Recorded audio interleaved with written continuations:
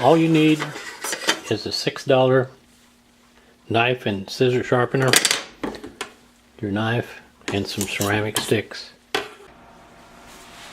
Use the knife sharpener like this.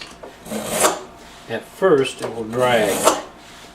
Keep doing it until it starts becoming smoother and smoother.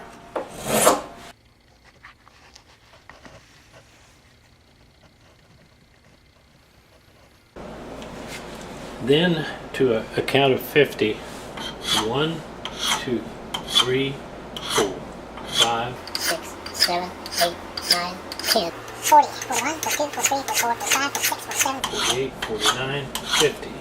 First we created a burr on the edge of the blade, and then with the sticks we polished that burr.